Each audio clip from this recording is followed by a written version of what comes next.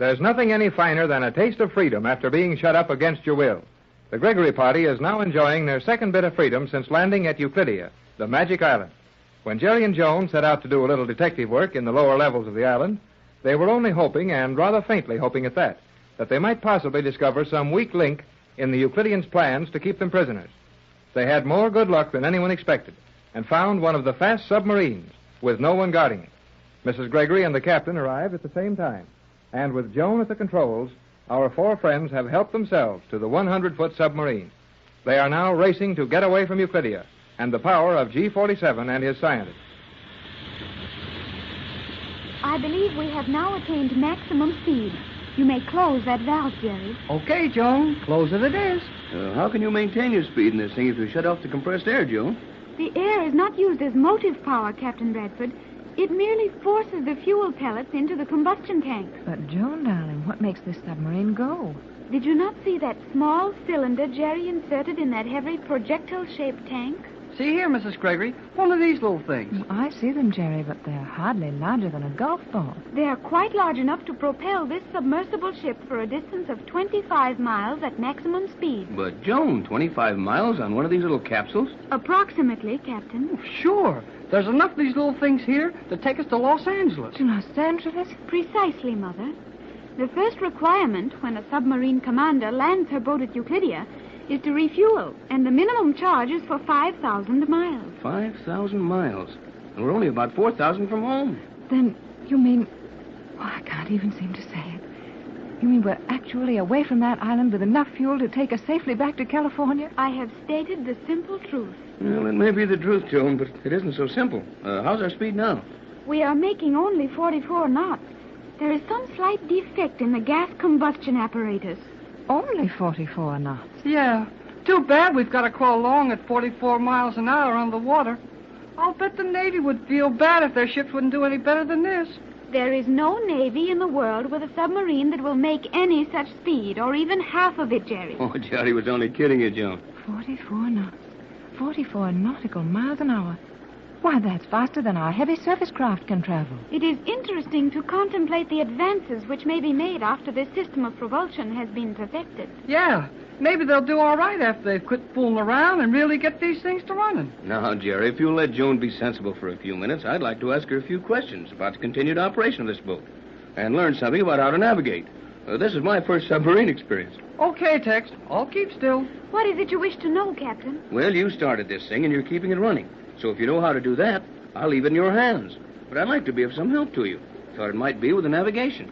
Tex is one of the finest navigators in America, Joan. That is interesting, but there is no need for your services at this time, Captain. Looks like we're just going for the ride. Sure looks that way, Jerry. I believe we are now sufficiently removed from Euclidia that we may, with safety, reverse the craft. Reverse? You mean we've been going backward all this time? At 44 knots? To be sure. I explained that when we left the island. Don't you remember Joan saying that she didn't dare turn the sub around for fear it would make such a fuss in the water that the Euclideans might get wise? Yes, I remember. But in the excitement of getting away, I'd forgotten it. And we've been running full speed astern for the last 10 minutes? Precisely. I don't see why we can't feel that, Joan. I can't ride backwards in the train without feeling it. On the train, you know you are riding backward, do you not? Well, sure. But why? I will give you the same sensation here if you desire it. You'll give us a sensation? How can you do anything about that, Joan? We've been steadily running backward, and I hadn't noticed it. I will open the visibility slides in the sides of the submarine. Hey, don't let that water in. The water will not come through that transparent steel, and you should know that, Jerry. Yeah, I did see it before. How wonderfully clear those openings are. Everything in the water is as plain as day. Yeah, now you can tell you're going backward all right. Seeing that marine life scooting by in the wrong direction could be mighty upsetting. I think I'd just as soon go forward, Skipper. I will now reverse the craft. What, at this speed? We will lose momentum gradually. I will cut off the power and run in a wide arc. How could this thing be so noiseless all at once, Joan? We're still rushing through the water. Why don't we hear the water as we did before? You did not at any time hear the rush of water around the ship, Captain Bradford. You heard the water passing through the power channels. That steel is not noiseless, as it is much more simple to check your power if you can hear it. But the rest of this boat is made of noiseless steel. Yes, Mother. Boy, You sure see things when you go riding with these Euclideans. I am no longer a Euclidean, Jerry. Good for you, Joan. Then you'd better remember that when we start to tell you how dumb they are in my world. Joan will soon be of our world, Jerry. That will make me very happy, Mother. In less than 80 hours, we will arrive in Los Angeles. Golly whiskers. I can't think of anything better than that to say, Jerry. It's almost too much for me.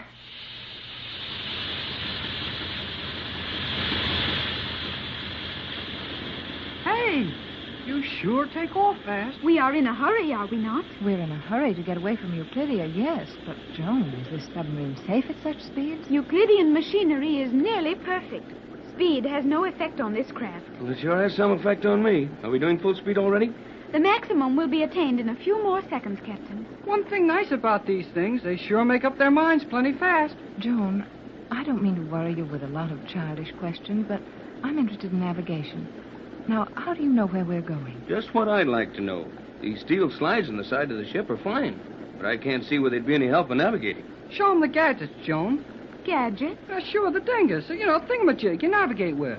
There is nothing like that here, but I will show you how the instruments operate. Oh, that'll do just as well. Well, I don't see any instruments, at least not enough to run a submarine with. Well, we seem to be running all right, though. Operation of this submarine is very simple. I will pull down the chart of our present course. Our present course? Do you mean you've had this run charted in advance? Of course not, Mother. That would be quite impossible as we had no advanced knowledge of the cruise. Had you there, Pat. Never mind, Mrs. Gregory. I feel just like you do about it. There's a nice straight line with Los Angeles marked on the north end of it. But how did it get there? We haven't had any time to draw any pictures since we started.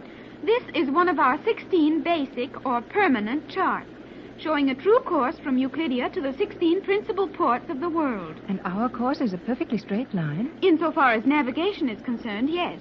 Although we will naturally deflect to avoid striking any undersea mountains. Hey, I hope we do. Yes, but what are you steering this thing with? It is not necessary to steer, as you term it. I have merely set this lever at the point marked Los Angeles, and in good time we will arrive at that destination. But it's impossible to sail a straight course for that distance. We must surely run dangerously near islands and sunken reefs. We will pass around them safely. The impulse deflectors will attend to that. We'll go around these things like that, automatically? To be sure. Joan, you're sailing a submarine at over 40 miles an hour without being able to see where you're going? I am constantly watching the seaway on our course, and all is clear for several miles in advance of this ship. Where are you seeing all that? In this reflector suspended before me. You may look over my shoulder if you wish. Go ahead, Pat. Take a look. Oh, I'd like to. Tex, you can see through the water almost as clearly as you could see on the surface. Golly whiskers. You sure can. Say, that's remarkable, Joan. How do they do it? We utilize an electric ray of atomic principle. This ray is projected directly in advance of the submarine. Mineral salts are dissolved along the course of the beam from the ray, and the dissolving salts form a path of remarkable clarity through the water. Well, that's nothing short of amazing. And you'd never be bothered by fog. Euclideans are not, as you say, bothered by fog under any conditions. This is only one of the many rays used under various conditions to control visibility. Huh. And everybody thought I was crazy when I said we were going to visit a magic island. There is no magic on Euclidia, Jerry. Yeah, I know. Old G47 is always raving about everything on that island being nothing but scientific fact, which is all okay with me. But just the same, it's the kind of stuff that they call magic in my country. I can understand how Jerry feels. When you see our world, Joan, and when you see how far we are behind Euclidia and all of our machines and inventions, you'll be able to understand why this seems like magic to us. I will try to understand. Do you realize that when this submarine plows into Los Angeles Harbor, that we'll be the most famous people in the world? After this small cruise, Euclidean submarines have circled the globe without rising to the surface. Oh, yeah? How do they carry enough fuel? We have a great deal of space here that is not being utilized. It is possible to carry fuel for 50,000 miles. Well, no matter what you think about this cruise, there's going to be a lot of excitement when we dock. Tex, this boat is armed, isn't it? I guess would be yes. You bet, with a capital Y. They've got enough trick weapons on board this thing to capture more than Los Angeles. Well, isn't that going to present something of a problem when we sail into the harbor? Entering a port with an armed vessel is something that takes a little preparation. Well, I think we can square that, Pat. After all, the government must have an idea as to what we're up against. But what can we do if they won't let us into the harbor? It's not a question of getting into the harbor. We'd be in there before anybody could stop us. What I don't like is the idea that someone will spread the story all over the waterfront. We'll have our hair full of newspaper reporters and newsreel cameras before we can protect our secret. You will not wish it known that a Euclidean submarine has brought you back to the United States? Why, Tex? The Euclidean must have agents in every country. They probably have instruments on the island strong enough to locate this submarine on the surface.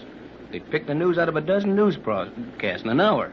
I'd like to keep this quiet until I can get to the government agents. Take the proper steps to protect ourselves against the Euclideans, as well as to lay our plans about going back to take over that island.